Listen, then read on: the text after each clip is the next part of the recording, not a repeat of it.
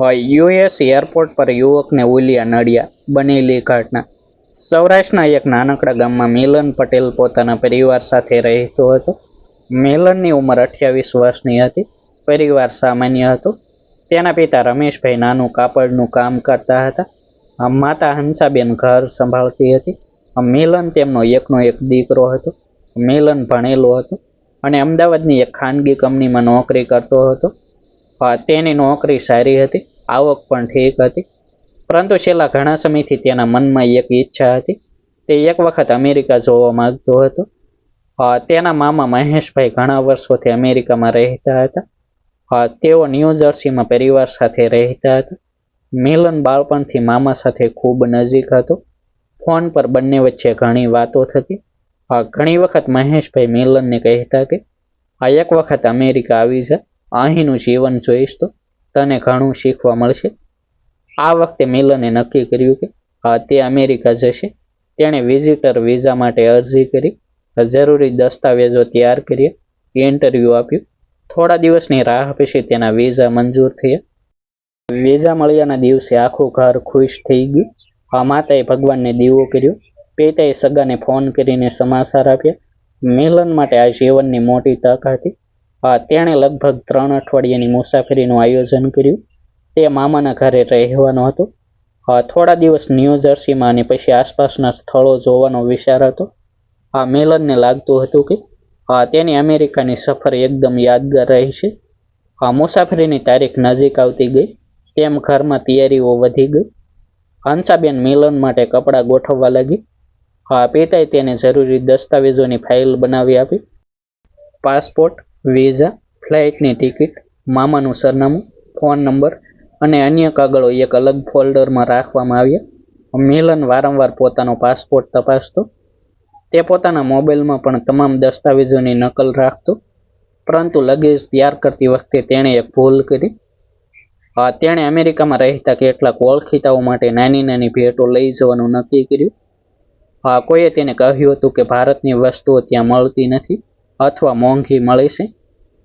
તેથી તેણે કેટલીક વ્યક્તિગત ઉપયોગની વસ્તુઓ વધુ પ્રમાણમાં ખરીદી. તેમાં જીભ સાફ કરવાના ઘણા ઉલિયા પણ હતા. કેટલાક નવા પેકેટમાં હતા. કેટલીક અન્ય નાની ઘરગથ્થુ વસ્તુઓ પણ હતી. તેણે થોડા પેકેટ નાસ્તાના પણ રાખ્યા. મિલનને લાગ્યું કે આ બધી સામાન્ય વસ્તુઓ છે. તેને કોઈ ખાસ ચિંતા નહોતી. પિતાએ બેગ જોઈને પૂછ્યું, આટલા બધા ઉલિયા શા માટે લઈ જાય છે? મિલન હસીને બોલ્યું, પપ્પા, ત્યાં ઓળખીતાઓ છે, બધાને થોડું થોડું આપવાનું છે. અહીં સસ્તા મળે છે. રમેશભાઈએ વધુ પૂછ્યું નહીં. માતાએ પણ કહ્યું, બધું નિયમસર હોય તો લઈ જજે. મિલને માથું હલાવ્યું. પરંતુ નિયમસર શું છે? તેણે ખરેખર તપાસ કરી નહોતી. તેને સૌથી મોટી ભૂલ અહીં જ થઈ હતી. તેણે વિઝા મેળવવા માટે ઘણી તૈયારી કરી હતી, પરંતુ એરપોર્ટ પર લઈ જવાના સામાનના નિયમો વિશે તેણે પૂરતી માહિતી મેળવી નહોતી. મુસાફરીના દિવસે વહેલી સવારે આખું પરિવાર એરપોર્ટ જવા નીકળ્યું. મિલનના ચહેરા પર ઉત્સાહ હતો. માતાની આંખોમાં ખુશી સાથે ચિંતા પણ હતી. એરપોર્ટ પર પહોંચ્યા પછી ચેક-ઇનની પ્રક્રિયા પૂરી થઈ. બેગનું વજન થયું. મિલનના બંને લગેજ ચેક-ઇન થઈ ગયા. તેણે રાહતનો શ્વાસ લીધો. માતા પિતાએ તેને વિદાય આપી. હંસાબેને કહ્યું, સમયસર ખાવાનું ખાજે. કોઈ અજાણી વ્યક્તિ પર તરત વિશ્વાસ કરતો નહીં અને કોઈ અધિકારી કંઈ પૂછે તો સાચી વાત જ કહેજે. મિલને કહ્યું, ચિંતા ન કરો, હું બધું સંભાળી લઈશ. તે સ્મિત કરીને અંદર ગયો. ફ્લાઇટમાં બેસ્યા પછી તેણે પહેલીવાર લાંબો શ્વાસ લીધો. વિમાન આકાશમાં ઉડ્યું ત્યારે તેણે બારીમાંથી નીચે જોયું. તેને પોતાના ગામની ગલીઓ યાદ આવી. થોડા કલાકોમાં તે એક નવા દેશમાં પહોંચવાનો હતો. તેના મનમાં અનેક સપનાઓ હતા. અમેરિકાના રસ્તા, ઊંચી ઇમારતો, મામાનું ઘર અને નવી દુનિયા જોવાની ઉત્સુકતા હતી. લાંબી મુસાફરી પછી આખરે વિમાન અમેરિકાના એરપોર્ટ પર ઉતર્યું. વિમાનમાંથી બહાર નીકળતા જ મિલનના મનમાં એક અલગ જ લાગણી થઈ. તેણે આસપાસ જોયું. લોકો ઝડપથી આગળ વધી રહ્યા હતા. અલગ અલગ ભાષાઓ સંભળાતી હતી. મોટા બોર્ડ પર સૂચનાઓ લખેલી હતી. મિલને પોતાનો પાસપોર્ટ મજબૂત રીતે હાથમાં પકડ્યો. તે ઇમિગ્રેશન કાઉન્ટર તરફ આગળ વધ્યો. તેની અંદર થોડો ડર હતો, પરંતુ તે પોતાને સમજાવતો હતો કે તેની પાસે માન્ય વિઝા છે. તે મુલાકાત માટે આવ્યો છે. મામાનું સરનામું પણ તેની પાસે છે. તેથી કોઈ મુશ્કેલી નહીં થઈ. અધિકારી સામે પહોંચ્યા પછી તેણે પાસપોર્ટ આપ્યો. અધિકારીએ તેના પ્રવાસ વિશે કેટલાક સામાન્ય પ્રશ્નો પૂછ્યા. તમે શા માટે આવ્યા છો? મિલને કહ્યું, મારા મામાને મળવા અને અમેરિકા ફરવા. કેટલાક દિવસ રોકાશો? તેણે કહ્યું, લગભગ 3 અઠવાડિયા. ક્યાં રોકાશો? મિલને મામાનું સરનામું બતાવ્યું. અધિકારીએ થોડા સમય માટે કમ્પ્યુટર પર માહિતી જોઈ, પછી પાસપોર્ટ પર પ્રક્રિયા પૂર્ણ કરી. મિલનને રાહત થઈ. તેને લાગ્યું કે હવે તેની સફર સરળ રહેશે. મિલન લગેજ લેવા માટે બેલ્ટ પાસે ગયો. થોડા સમય પછી તેની બેગ આવી. તેણે બંને બેગ ટ્રોલી પર મૂકી બહાર જવા માટે આગળ વધ્યો. તે સમયે તેને ખબર નહોતી કે તેની મુસાફરીનો સૌથી મુશ્કેલ સમય હવે શરૂ થવાનો હતો. લગેજ વિસ્તારમાં નિયમિત તપાસ ચાલી રહી હતી. કેટલાક મુસાફરોને અધિકારીઓ રોકીને બેગ વિશે પ્રશ્નો પૂછતા હતા. મિલન પણ આગળ વધતો હતો. તેની ટ્રોલી પર 2 મોટા બેગ હતા. તેમાંથી એક બેગનું ઝીપ થોડું ખુલેલું હતું. મિલનને એ વાત ધ્યાનમાં આવી નહીં. થોડું આગળ જતા બેગમાંથી એક નાનું પેકેટ નીચે પડી ગયું. તે પેકેટ ઝીપ સાફ કરવાના ઉલિયાનું હતું. એક અધિકારીની નજર તેના પર પડી. અધિકારીએ પેકેટ ઉઠાવ્યું અને મિલનને બોલાવ્યો. મિલન તરત પાછળ વળ્યો. અધિકારીએ પેકેટ બતાવીને પૂછ્યું, આ શું છે? મિલને કહ્યું, ઝીપ સાફ કરવા માટેનું સાધન છે. અધિકારીએ બેગ તરફ જોયું, પછી પૂછ્યું, તમારી બેગમાં આવા વધુ છે? મિલન થોડો ગભરાયો. તેણે કહ્યું, હા, થોડા છે. અધિકારીએ બેગ ખોલવાનું કહ્યું. મિલને બેગ નીચે મૂકી ઝીપ ખોલી. અંદર કપડા વચ્ચે અનેક પેકેટ પડેલા હતા. અધિકારીની નજર એક પછી એક વસ્તુ પર જતી રહી. મિલનને હવે સમજાયું કે સંખ્યા ખરેખર વધારે હતી. તેણે વિચાર્યું હતું કે આ સામાન્ય વસ્તુ છે.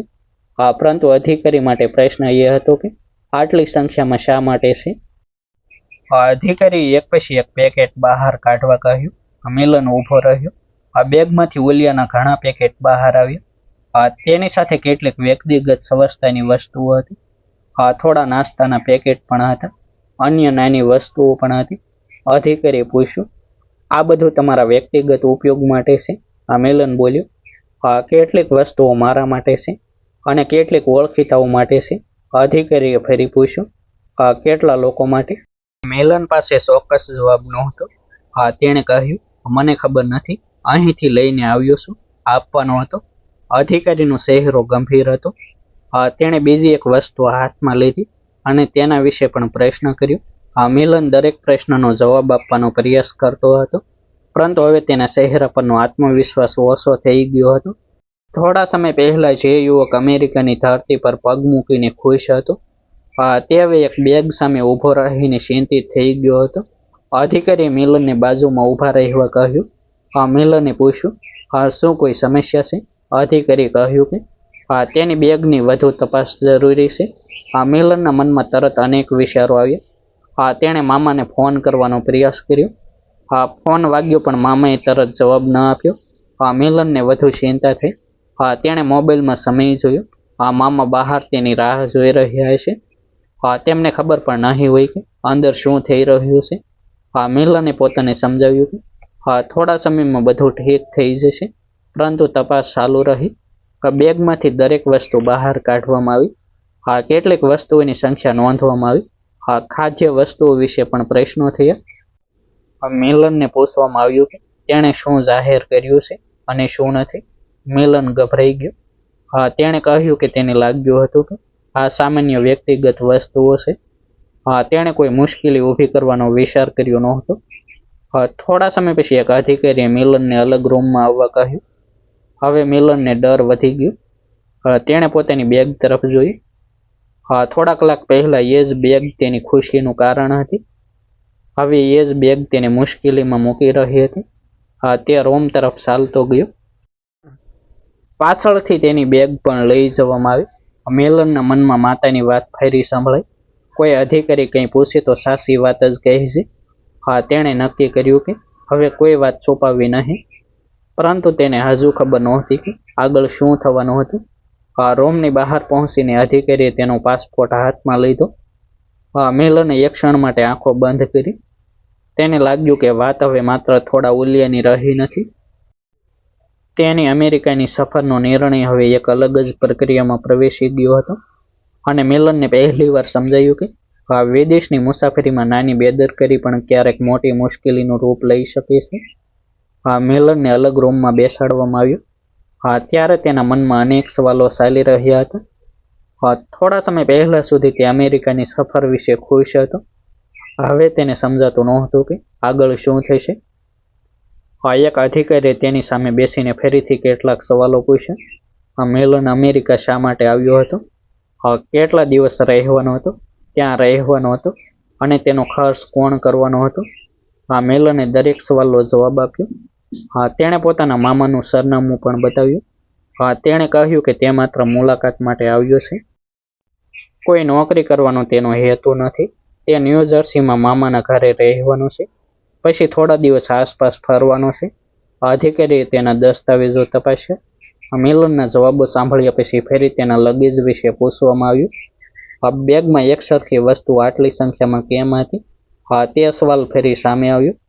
મિલને કહ્યું કે જેબ સાફ કરવાના ઓલિયા અહીંથી ઓળખીતાઓ માટે લઈ આવ્યો હતો. કેટલીક વ્યક્તિગત વસ્તુઓ પણ વધુ પ્રમાણમાં હતી. થોડા નાસ્તાના પેકેટ પણ હતા. મિલનને લાગ્યું કે હવે સાચી વાત કહી દેવાથી બધું સરળ થઈ જશે, પરંતુ અધિકારીઓ માટે માત્ર તેની વાત પૂરતી નહોતી. તેઓ સામાન અને તેની મુસાફરી વિશે વધુ માહિતી મેળવી રહ્યા હતા. મિલનને હવે પોતાની ભૂલ સમજાવવા લાગી. તેણે અમેરિકા આવવાની તૈયારીમાં વિઝા અને ટિકિટ પર ખૂબ ધ્યાન આપ્યું હતું, પરંતુ લગેજમાં શું લઈ જવું અને શું ન લઈ જવું તેની સત્તાવાર માહિતી તેણે સારી રીતે તપાસી નહોતી. તેને લાગતું હતું કે સામાન્ય વસ્તુઓ હોવાથી કોઈ પ્રશ્ન નહીં થાય. હવે એ જ વિચાર તેને ભારે પડી રહ્યો હતો. થોડી વાર પછી મિલને પોતાના મામાને ફોન કરવાની મંજૂરી માંગી. આ વખતે ફોન જોડાયો. સામે મહેશભાઈનો ચિંતિત અવાજ હતો.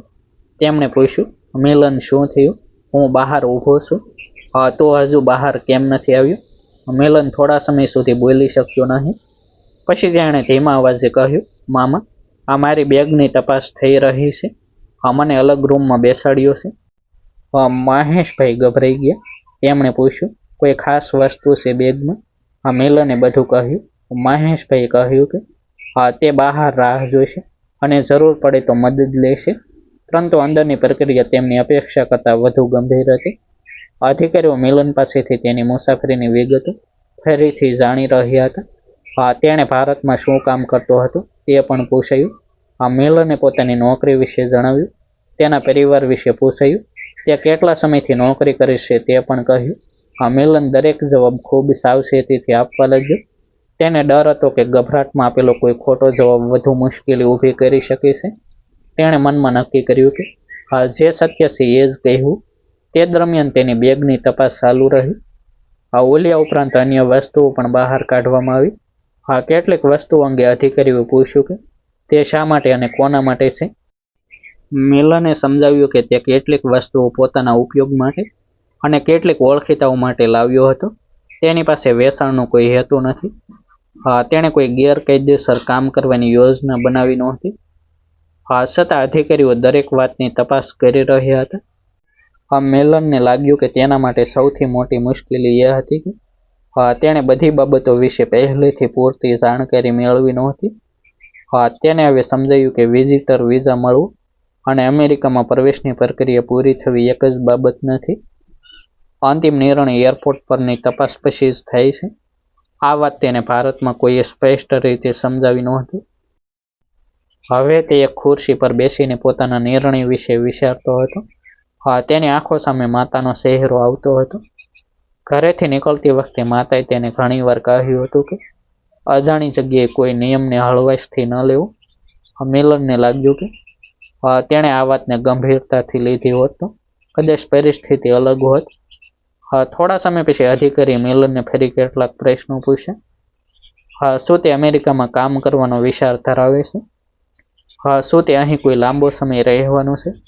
મિલને સ્પષ્ટ જવાબ આપ્યો કે તે મુલાકાત માટે આવ્યો છે અને નક્કી કરેલા સમય પછી ભારત પરત ફરવાનો છે. તેણે પોતાની પરત ફરવાની ટિકિટ પણ બતાવી. છતાં તપાસ પૂર્ણ થઈ નહોતી. બહાર મહેશભાઈ સતત રાહ જોઈ રહ્યા હતા. તેમને અંદર આવવાની મંજૂરી નહોતી. તેઓ વારંવાર ફોન ચેક કરતા હતા. બીજી તરફ ગુજરાતમાં મિલનના માતા પિતા પણ ચિંતામાં હતા. મહેશભાઈએ તેમને ફોન કરીને કહ્યું કે મિલનને થોડું વધારે પૂછપરછ માટે રોકવામાં આવ્યો છે. હંસાબેન આ સાંભળીને ગભરાઈ ગઈ. તેમણે પૂછ્યું, મારો દીકરો ઠીક છે ને? મહેશભાઈએ તેમને શાંત કરવાનો પ્રયાસ કર્યો, પરંતુ તેમના પોતાના મનમાં પણ ચિંતા વધી રહી હતી. આખરે મિલનને સમજાયું કે આ મામલો હવે માત્ર લગેજની તપાસ સુધી સીમિત રહ્યો નથી. તેના પ્રવાસનો હેતુ, દસ્તાવેજો, જવાબો અને સામાન બધું તપાસવામાં આવી રહ્યું હતું. તેને ખબર નહોતી કે અંતિમ નિર્ણય શું આવશે. અધિકારીએ તેનો પાસપોર્ટ હાથમાં લીધો અને તેને કહ્યું કે આગળની પ્રક્રિયા પૂર્ણ થાય ત્યાં સુધી રાહ જોવી પડશે. મિલન નિઃશબ્દ બેસી રહ્યો. તેની આંખો સામે થોડા કલાક પહેલાનું એરપોર્ટનું દ્રશ્ય ફરી ફરી આવતું હતું. તે અમેરિકાની ધરતી પર ઉતર્યો ત્યારે કેટલો ખુશ હતો. હવે એ જ ખુશી ચિંતામાં બદલાઈ ગઈ હતી. તેણે મનમાં એક જ વાત કહી, કાશ મેં મુસાફરી પહેલા દરેક નિયમ સારી રીતે તપાસ્યો હોત. પરંતુ હવે અફસોસ કરવાનો સમય નહોતો. નિર્ણય અધિકારીઓના હાથમાં હતો. લાંબી પૂછપરછ પછી મિલનને આખરે સમજાયું કે તેની પરિસ્થિતિ ગંભીર બની ગઈ હતી. અધિકારીઓએ તેના લગેજની તપાસ, મુસાફરીનો હેતુ અને આપેલા જવાબો અંગે જરૂરી કાર્યવાહી કરી. મિલને ફરીથી સ્પષ્ટ કર્યું કે તેનો કોઈ ગેરકાયદેસર હેતુ નહોતો. બેગમાં રહેલા ઉલિયા અને અન્ય વસ્તુઓ તે વ્યક્તિગત ઉપયોગ તથા ઓળખીતાઓ માટે લઈને આવ્યો હતો. છતાં હવે નિર્ણય માત્ર તેની સમજણ પર આધારિત નહોતો. મિલન પાસે માન્ય વિઝિટર વિઝા હતા, પરંતુ તેને સમજાયું કે વિઝા હોવા છતાં દેશમાં પ્રવેશ આપવાનો અંતિમ નિર્ણય બોર્ડર અધિકારીઓનો હોય છે. થોડા સમય પછી તેને ખબર પડી કે તેને અમેરિકામાં પ્રવેશ આપવામાં આવશે નહીં અને પરત મોકલવાની પ્રક્રિયા શરૂ કરવામાં આવી રહી છે. આ સાંભળીને મિલનના પગ નીચેથી જમીન સરકી ગઈ. થોડા કલાકો પહેલા જે અમેરિકા તેના માટે સપનું હતું, એ જ અમેરિકા હવે તેની આંખોમાં આંસુ લાવતું હતું. બહાર મહેશભાઈ રાહ જોઈ રહ્યા હતા. મિલને તેમને મળીને માત્ર એટલું કહ્યું, મામા, મારી ભૂલ થઈ ગઈ. મહેશભાઈએ તેને દોષ આપ્યો નહીં. તેમણે કહ્યું, ભૂલમાંથી શીખજે. ફરી ક્યારે કોઈની વાત પર વિશ્વાસ કરીને વિદેશ ન જતો. દરેક નિયમ જાતે તપાસજે. પરત ફરતી વખતે મિલન સતત પોતાના નિર્ણય વિશે વિચારતો રહ્યો.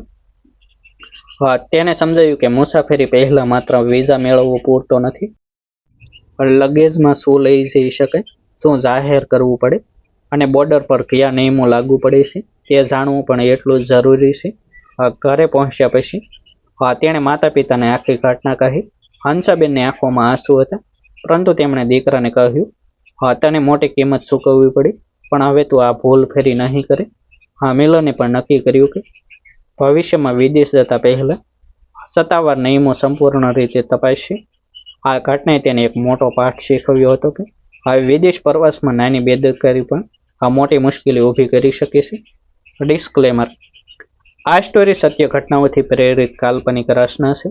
પાત્રો, સ્થળો અને ઘટનાઓ કલ્પિત છે. તેનો હેતુ કોઈ વ્યક્તિ કે સમુદાયની લાગણી દુભાવવાનો નથી. માત્ર શૈક્ષણિક અને જાગૃતિક માહિતી ફેલાવવાનો હેતુ છે. આભાર. ફરી મળીશું એક નવી સ્ટોરી સાથે.